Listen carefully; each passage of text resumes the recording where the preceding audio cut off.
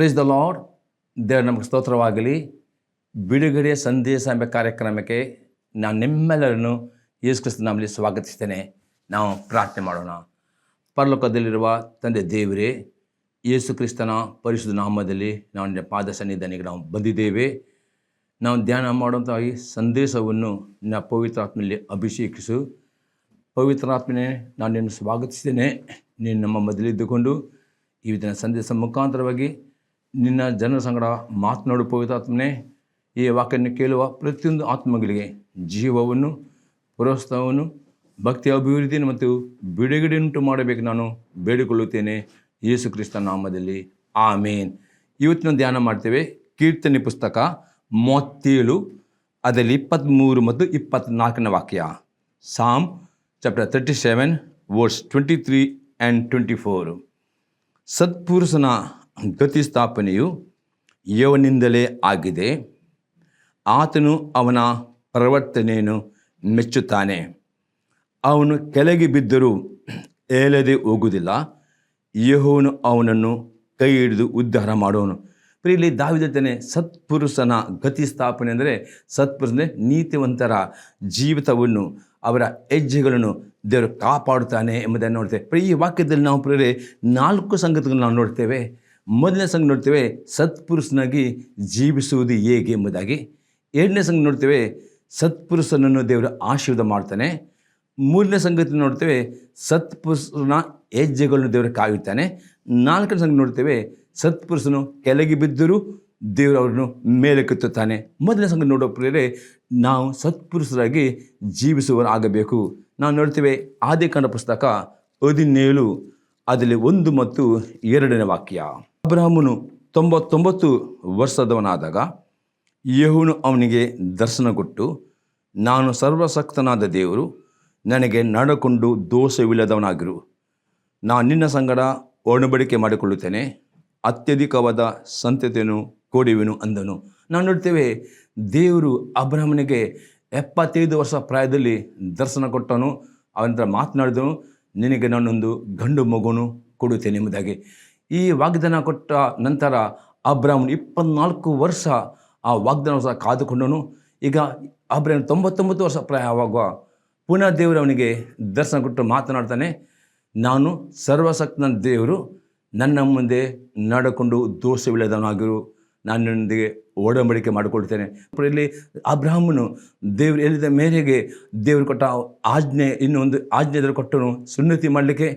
ಅಬ್ರಹಾಮ ಸುನ್ನತಿ ಮಾಡಿಕೊಂಡು ದೇವರ ಮುಂದೆ ದೋಷವಿಲ್ಲದೆ ಕಂಡು ಬಂದನು.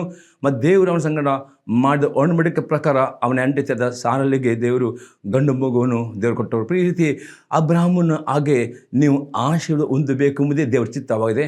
ಅಬ್ರಹಾಮನ ಹಾಗೆ ನೀವು ಆಶೀರ್ವಾದ ಹೊಂದಬೇಕಾದರೆ ಪ್ರಿಯರೇ, ದೇವರ ದೃಷ್ಟಿಯನ್ನು ದೋಷವಿಲ್ಲದವರಾಗಿ ಅದು ಸತ್ಪುರುಷರಾಗಿ ನೀವು ಕಂಡು ಬರುವುದು ದೇವರು ಬಯಸ್ತಾನೆ. ಮತ್ತು ಆ ಸತ್ಪುರುಷನ ದೇವರು ಆಶೀರ್ವದಿಸ್ತಾನೆ ಎಂಬುದಾಗಿ ನಾವು ನೋಡ್ತೇವೆ. ಒಂದು ವೇಳೆ ನೀವು ಅಬ್ರಹಾಮನ ಹಾಗೆ ದೇವರ ಮುಂದೆ ನೀವು ದೋಷವಿಲ್ಲದೆ ನಡೆಯದಿದ್ದರೆ, ಅಬ್ರಹಾಮನು ದೇವರ ವಾಕ್ಯ ವಿಧೇಯನ ಹಾಕಿಕೊಂಡು ಅವನ ಮುಂದೆ ದೋಷ ಅದೇ ರೀತಿ ನಡೆಯಿದರೆ ಮಾತ್ರವೇ ನಿಮಗೆ ಆಶೀರ್ವಾದ ಬರುತ್ತದೆ. ಅದೇ ದೇವರು ಕೊಟ್ಟ ಆಜ್ಞೆಗೆ ನಾವು ಅವಿಧರಾಗಿದ್ದಾರೆ ಪ್ರಿಯರೇ, ನಿಮಗೆ ಆಶೀರ್ವಾದ ತಡೆ ಹಿಡಿಯಲ್ಪಡ್ತದೆ. ಅಬ್ರಹಾಮನು ಅವಿಧೇಯನಾಗಲಿಲ್ಲ. ಆ 99 ವರ್ಷ ಪ್ರಾಯದವನು ಸುನ್ನತಿ ಮಾಡಿದನು. ಅವನು ದೇವರ ದೃಷ್ಟಿ ನೀತಿವಂತನಾದನು, ಸತ್ಪುರುಷನ ಕಂಡು ಬಂದನು.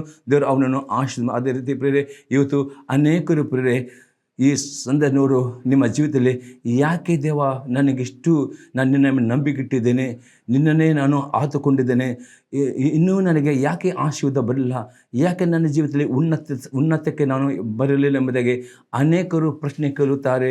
ಅನೇಕರು ಅದರ ಬಗ್ಗೆ ಗುಣಗುಟ್ಟುತ್ತಾರೆ, ಅನೇಕರು ನೀರಸಗೊಂಡಿದ್ದಾರೆ ಎಂಬುದಾಗಿ ದೇವರು ತೋರಿಸಿಕೊಡುವನಾಗಿದೆ. ಪ್ರಿಯ ಸಮಯದಲ್ಲಿ ಅಂಥವ್ರು ನೀವು ಯಾರಾದರೂ ಇರುವುದಾದರೆ ದೇವರ ಆತ್ಮ ಹೇಳ್ತಾನೆ, ದೇವರು ನಿಮ್ಮನ್ನು ಆಶೀರ್ವಾದ ಮಾಡಲಿಕ್ಕೆ ಕಾದುಕೊಂಡಿದ್ದಾನೆ.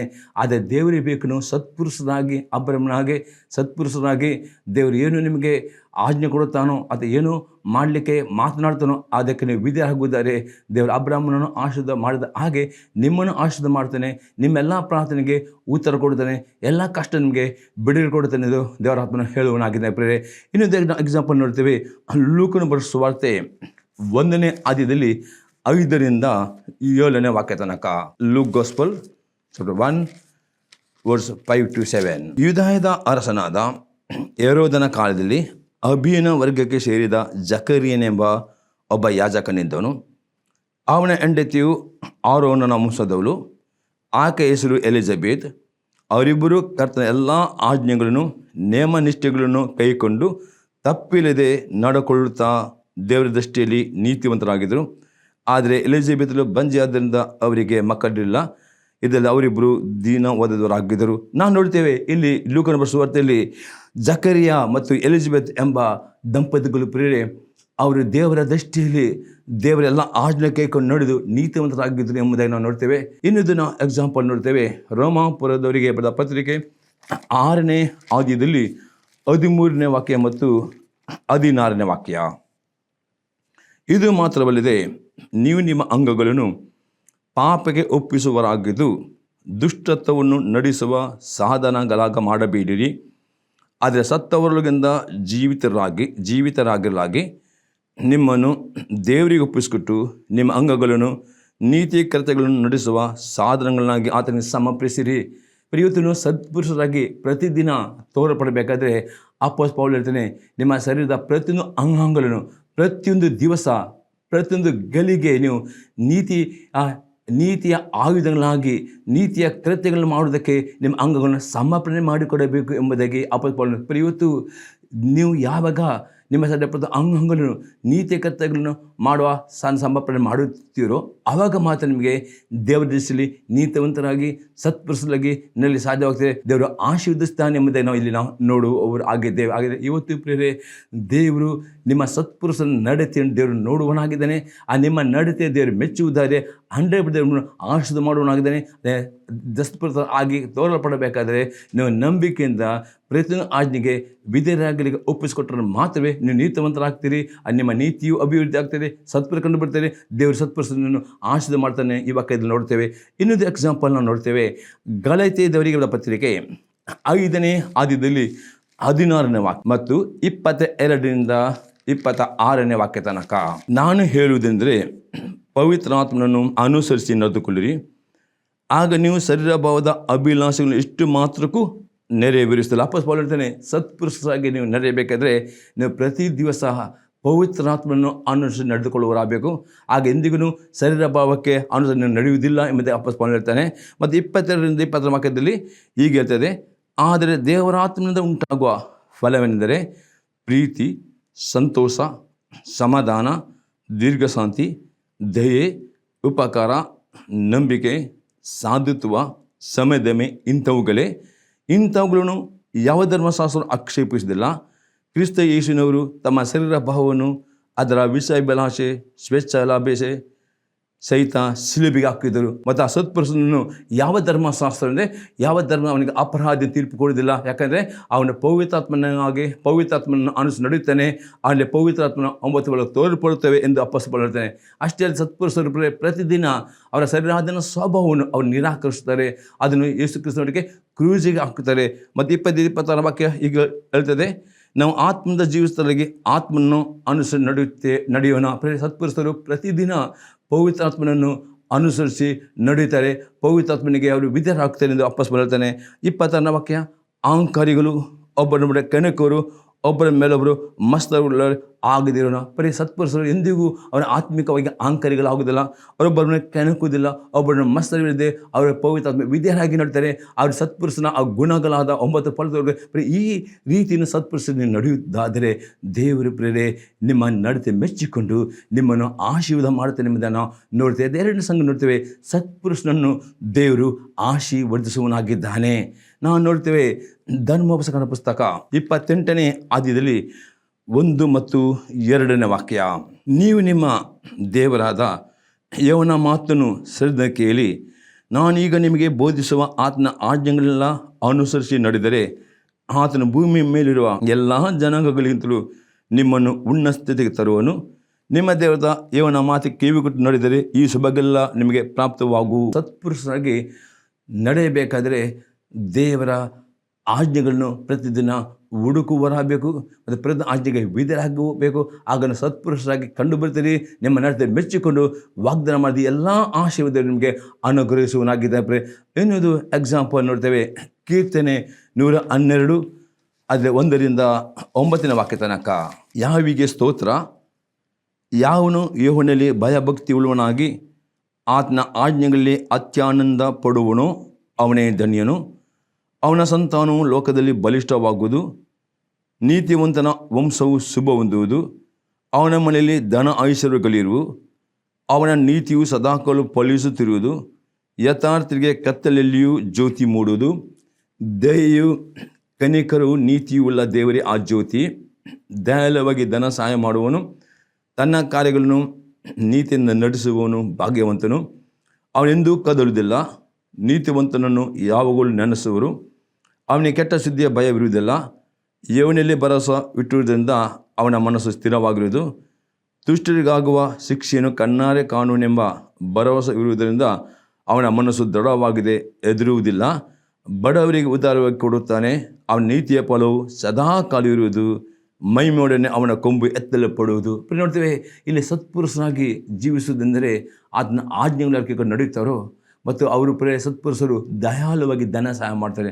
ಅವ್ರ ದೇವರಿಗೆ ಕೊಡುವ ದಶಮಾಂಶ, ಕೊಡುವ ಕಾಣಿಕೆ, ಪರೋಪಕಾರ, ದಾನ ಧರ್ಮ ಮಾಡುವ ನಂಬಿಕಸ್ಥರಾಗ್ತಾರೆ. ದಯಾಳುವಾಗಿ ಅದಕ್ಕೆ ಅವರಿಗೆ ಯಾವ ಆರ್ಥಿಕ ವಿಷಯದಲ್ಲಿ ಆ ಕೆಟ್ಟ ಸುದ್ದಿಯ ಭಯವಿರುವುದಿಲ್ಲ. ಅವರ ಕುಟುಂಬವು, ಅವರ ತಲೆಯು ಅವ್ರ ಮೇಲೆ ಕೆತ್ತಲಪಡೋದು, ಅವರನ್ನು ದೇವರ ಆರ್ಥಿಕವಾಗಿ ಸಮೃದ್ಧಿಗೊಳಿಸನಾಗಿದ್ದಾರೆ. ಇವತ್ತು ಸತ್ಪುರುಷರಾದವರು ಯಾವಾಗಲೂ ಅವರ ಆರ್ಥಿಕ ಸಮೃದ್ಧಿಯುಳ್ಳವರಾಗ್ತಾರೆ. ಅವರಿಗೆ ಆರ್ಥಿಕ ಕೊರತೆ ಇರುವುದಿಲ್ಲ. ಅವರ ಕೊರತೆ ದೇವರು ತಕ್ಕ ಸಮಯ ನೀಗಿಸನಾಗಿದ್ದಾನೆ. ಅವರು ಇತರರಿಗೆ ಕೊಡುವವರು, ದಯಾಳು ಸ್ವಭಾವ ಅವರಿರ್ತದೆ ಎಂಬುದೇ ಇಲ್ಲಿ ನಾವು ನೋಡ್ತೇವೆ. ಇನ್ನೊಂದು ಎಕ್ಸಾಂಪಲ್ ನೋಡ್ತೇವೆ. ಜ್ಞಾನೋಕ್ತಿ ಪುಸ್ತಕ 11ನೇ ಅಧ್ಯಾಯದಲ್ಲಿ 20ನೇ ವಾಕ್ಯ.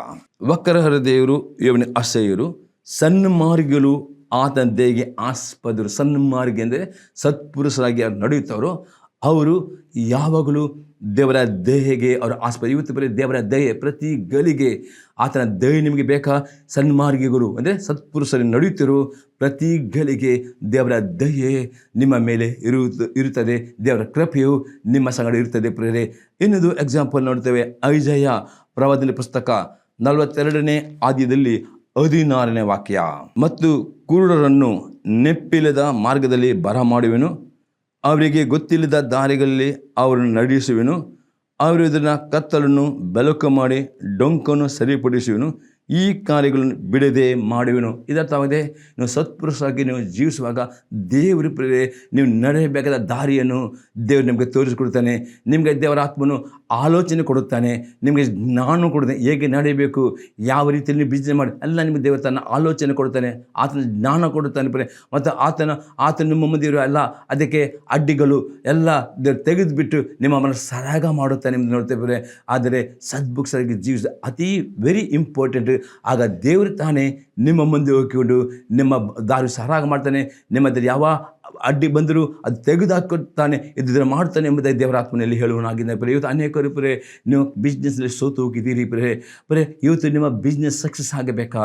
ದೇವರ ದೃಷ್ಟಿಯಲ್ಲಿ ನಿಮ್ಮ ಬಿಸ್ನೆಸ್ನಲ್ಲಿ ದೇವರ ದೃಷ್ಟಿಯಲ್ಲಿ ಆ ಬಿಸ್ನೆಸ್ ಮಾಡುವಾಗ ನೀವು ಸತ್ಪುರುಷ ತೋರಿ ಬರುವುದಾರೆ ಡೆಫಿನೆಟ್ ದೇವರು ನಿಮ್ಮ ಬಿಸ್ನೆಸ್ಸಿಗೆ ಬರುವ ಶತ್ರುಗಳನ್ನು ನಿಮ್ಮ ಬಿಸ್ನೆಸ್ ಅಡ್ಡಿತಗಳನ್ನು ತೆಗೆದುಹಾಕೊಂಡು ನಿಮ್ಮ ಮನಸ್ಸು ಸರಾಗ ಮಾಡಿ ನೀವು ಕೈ ಹಾಕಿದ ಕೆಲಸದಲ್ಲಿ ಆಗ್ಬೋದು, ಬಿಸ್ನೆಸ್ನಲ್ಲಿ ಆಗಲು ದೇವರು ನಿಮಗೆ ಆಶೀರ್ವಾದ ಮಾಡುವನಾಗಿದ್ದಾರೆ. ದೇವರ ಮುಂದೆ ಸತ್ಪುರುಷಕ್ಕೆ ನಡೆಯುವುದು ಅತಿ ಅಗತ್ಯವಾಗಿದೆ. ಇನ್ನೊಂದು ನೋಡ್ತೇವೆ. ಪ್ರಕಟಣೆ ಗ್ರಂಥ 3ನೇ ಅಧ್ಯಾಯದಲ್ಲಿ 7ರಿಂದ 10ನೇ ವಾಕ್ಯ ತನಕ. ಫಿಲದೆಲ್ಫಿಯದಲ್ಲಿರುವ ಸಭೆಯ ದೂತನೇ ಬರೆ, ಪರಿಶುದ್ಧನು, ಸತ್ಯವಂತನು, ದಾವೀದನ ಬೀಗದ ಕೈಯುಳ್ಳವನು, ಯಾರು ಮುಚ್ಚಕೊಡದಂತೆ ತೆರೆಯುವನು, ಯಾರು ತೆರೆಯದಂತೆ ಮುಚ್ಚುವವನು ಆಗಿರುವಾತನು ಹೇಳುವುದೆಂದರೆ, ನಿನ್ನ ಕೃತ್ಯಗಳನ್ನು ಬಲ್ಲೆನು, ನಿನಗೂ ಶಕ್ತಿ ಕೊಂಚವಾಗಿದ್ದರೂ ನೀವು ನನಗೆ ಸೇರಿದವನಲ್ಲವೆಂದು ಹೇಳಿದೆ. ನನ್ನ ವಾಕನ್ನು ಕಾಪಾಡುವುದರಿಂದ ಈಗೋ ನಿನ್ನ ಎದುರಿನಲ್ಲಿ ಒಂದು ಬಾಗಿಲನ್ನು ತೆರೆದಿಟ್ಟಿದ್ದೇನೆ. ನೋಡ್ತೇವೆ, ಈ ಫಿಲದೆಲ್ಫಿಯ ಸಭೆಯು ದೇವರ ದೃಷ್ಟಿಯಲ್ಲಿ ಸತ್ಪುರುಷರಿಗೆ ಬಂತು. ಅದೇ ದೇವರ್ತಾನೆ ನಿಮ್ಮ ಶಕ್ತಿ ಕೊಂಚವಾಗಿದ್ದರೂ ಸಹ ನಿಮಗೆ ಮುಂದೆ ಬಾಗಿಲನ್ನು ತೆರೆದಿಡ್ತೇವೆ. ನೀವು ದೇವರ ದೃಷ್ಟಿಯಲ್ಲಿ ಸತ್ಪುರುಷ ಕಂಡು ಬಂದರೆ ದೇವರು ನಿಮಗೋಸ್ಕರ ಯಾವಾಗಲೂ ಆಶೀರ್ವಾದ ಬಾಗಿಲು ನಿಮಗಾಗಿದ್ದರೆ ತೆರೆದಿಡುತ್ತಾನೆ. ಎಂದಿಗೂ ಆ ಆಶೀರ್ವಾದ ಬಾಗಿಲು ಯಾರನ್ನು ಮುಚ್ಚಲಿಕ್ಕೆ ಆಗುವುದಿಲ್ಲ. ಅದಕ್ಕೆ 9ನೇ ವಾಕ್ಯದಲ್ಲಿ ನೋಡ್ತೇವೆ, ನಿನ್ನೆದಲ್ಲಿ ಒಂದು ಭಾಗ ತೆರೆದಿದೆ, ಯಾರು ಅದನ್ನು ಮುಚ್ಚಲಾರ.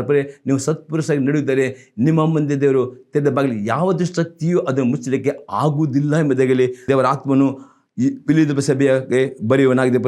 9ನೇ ವಾಕ್ಯ ನೋಡ್ತೇವೆ, ನಾನು ನಿನಗೆ ಅನುಗ್ರಹಿಸಿದೆನೆಂದರೆ ತಾವು ಯೆಹೂದ್ಯರೆಂದು ಸುಳ್ಳಾಗಿ ಕೊಚ್ಚಿಕೊಳ್ಳುವ ಸೈತನ ಸಮಾಜದಲ್ಲಿ ಕೆಲವರು ಬಂದು ನಿನ್ನ ಪಾದಗಳ ಮುಂದೆ ಬೀಳುವಂತೆಯೂ ನಾನು ಪ್ರೀತಿಸಿದನ್ನು ತಿಳುಕೊಳ್ಳುವಂತೂ ಮಾಡುವೆನು. ಇಲ್ಲದೆ ಯಾರು ನಿಮಗೆ ಸುಳ್ಳಾಗಿ ನಿಮ್ಮ ವಿರುದ್ಧಕ್ಕೆ ಸುಳ್ಳು ಮಾತನಾಡಿದವರು ನಿಮ್ಮ ಪಾದಗಳ ಮುಂದೆ ಬೀಳುವಂತಿದ್ರು ಮಾಡುತ್ತಾನೆ, ಆ ರೀತಿ ತೋರಿಸ್ತಾನೆ ದೇವರು ನಿಮ್ಮನ್ನು ಪ್ರೀತಿಸ್ತಾನೆ ಎಂಬುದಾಗಿ. ಹತ್ತನೇವಾಗ ನೋಡ್ತೇವೆ, ನಿನ್ನನ್ನು ಸಹನ ವಾಕ್ಯವನ್ನು ಕಾಪಾಡುವುದರಿಂದ ಭೂ ನಿವಾಸಿಗಳನ್ನು ಪರೀಕ್ಷಿಸುವುದಕ್ಕಾಗಿ ಲೋಕದ ಮೇಲೆಲ್ಲ ಬರುವುದಕ್ಕಿರುವ ಶೋಧನೆಯ ಸಮಯದಲ್ಲಿ ನಿನ್ನ ತಪ್ಪಿಸಿ ಕಾಪಾಡುವೆನು. ಇವತ್ತು ಲೋಕದ ನಾನಾ ವಿಧದ ಶೋಧನೆಗಳು, ನಾನಾ ವಿಧದ ಆಪತ್ತುಗಳು, ನಾನಾ ವಿಧದ ದುರ್ಮರಣಗಳು, ನಾನಾ ಸಾಂಕ್ರಾಮ ವ್ಯಾಧಿಗಳು ಬರ್ತಾ ಉಂಟು. ಇದೆಲ್ಲರಲ್ಲಿ ದೇವರು ತಪ್ಪಿಸಲಿಕ್ಕೆ ಯಾರು ಸತ್ಪುರುಷ ನಡೆಯುತ್ತಾರೋ ದೇವರ ವಾಕ್ಯ ಇರ್ತದೆ, ನೀವು ನನ್ನ ಅಂದರೆ ಸತ್ಪುರುಷ ನಡಿಬೇಕಾದ್ರೆ ದೇವರ ವಾಕ್ಯನ ಕಾಪಾಡಬೇಕು, ಸಹ ನಾವು ಕಾಪಾಡಬೇಕು. ಅದಕ್ಕೆ ಯಾರು ವಿದ್ಯಾರಾಗ್ತಾರೋ ದೇವರು ಹೇಳ್ತಾನೆ, ಭೂ ನಿವಾಸಿಗಳನ್ನು ಪರೀಕ್ಷಿಸುವುದಕ್ಕಾಗಿ ಲೋಕದ ಮೇಲೆಲ್ಲ ಬರುವುದಕ್ಕಿರುವ ಶೋಧನೆ ಸಮಯದಲ್ಲಿ ತಪ್ಪಿಸಿ ಕಾಪಾಡುವೆ. ಈ ಲೋಕದಲ್ಲಿ ಬರುವ ನಾನಾ ರೀತಿಯ ಶೋಧನೆ ಲೋಕದಲ್ಲಿ ಬರ್ತವೆ, ನಾನಾ ರೀತಿಯ ಕಷ್ಟಗಳು ಬರ್ತವೆ, ಬರಗಾಲ ಬರ್ತವೆ, ನಾನಾ ರೀತಿಯ ವ್ಯಾಧಿ. ಇದೆಲ್ಲರಿಂದ ದೇವರು ಯಾರು ದೇವರ ವಾಕ್ಯನು ಕಾಪಾಡಿಕೊಂಡು ಅದೇ ವಿದ್ಯೆಯಾಗಿ ನಡೆದು ಸತ್ಪುರುಷ ನಡೆತಾರೋ ಅವರನ್ನು ದೇವರು ಎಲ್ಲ ಶೋಧನೆಗಳಲ್ಲಿ ಅವ್ರು ತಪ್ಪಿಸ್ತಾನೆ, ಎಲ್ಲ ವ್ಯಾಧಿಗಳಲ್ಲಿ ತಪ್ಪಿಸಿ ಅವರ ಕಾಪಾಡುತ್ತಾನೆ ಎಂಬುದು ದೇವರ ವಾಕ್ಯ ಹೇಳ್ತಾಗಿದೆ. ಇವತ್ತು ಈ ಲೋಕದಲ್ಲಿ ಬರೀ ಯಾವ ಸಾಂಕ್ರಾಮಿಕ ರೋಗಕ್ಕೆ, ಯಾವ ಥರದ ಆಪತ್ತಿಗೆ, ಯಾವ ಬರಗಾಲಕ್ಕೆ ನೀವು ಎದುರಬೇಕಾದ ಅಗತ್ಯವಿಲ್ಲ. ಇಷ್ಟೇ ನಿಮ್ಮ ಕೆಲಸವಾಗಿದೆ. ದೇವರ ವಾಕ್ಯವನ್ನು ಕಾಪಾಡಿಕೊಳ್ಳಬೇಕು. ಕಾಪಾಡಿಕೊಳ್ಳೋದಂದರೆ ಆ ದೇವರ ವಾಕ್ಯಕ್ಕೆ ನೀವು ವಿಧೇಯರಾಗಿ ದೇವರ ಸತ್ಪುರುಷ ನಡೆದುಕೊಂಡು ಬರಬೇಕು. ಆಗ ದೇವರು ತಾನೇ ನಿಮ್ಮನ್ನು ಎಲ್ಲ ಕಷ್ಟಗಳಿಂದ, ಎಲ್ಲ ಥರದ ಶೋಧನೆಯಿಂದ, ಎಲ್ಲ ಶೈತಾನದ ಪ್ರತಿಯೊಂದು ತಂತ್ರದಿಂದ ದೇವರು ತಪ್ಪಿಸಿ ಕಾಪಾಡ್ತಾನೆ.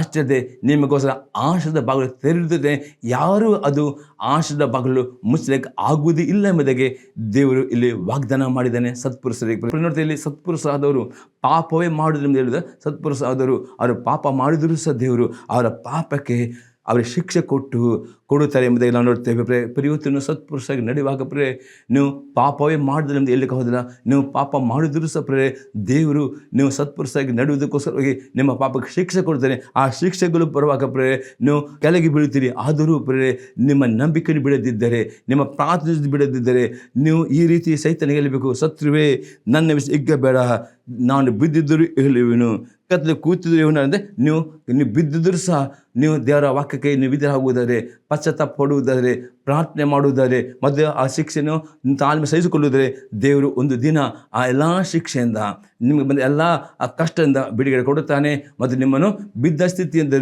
ಮೇಲೆ ಎತ್ತುವನು ಆಗಿದೆ ದೇವರ ವಾಗ್ದಾನವಾಗಿದೆ. ಪ್ರಿಯರೇ, ಇನ್ನೊಂದು ಎಕ್ಸಾಂಪಲ್ ನೋಡ್ತೇವೆ.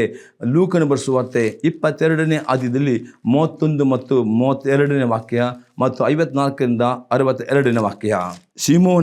ಶಿಮೋನನೇ ನೋಡು, ಸೈತಾನನು ನಿಮ್ಮನ್ನು ಗೋಧಿಯಂತೆ ಒಣ್ಣೆಯಬೇಕೆಂದು ಅಪ್ಪನೆ ಕೇಳಿಕೊಂಡನು.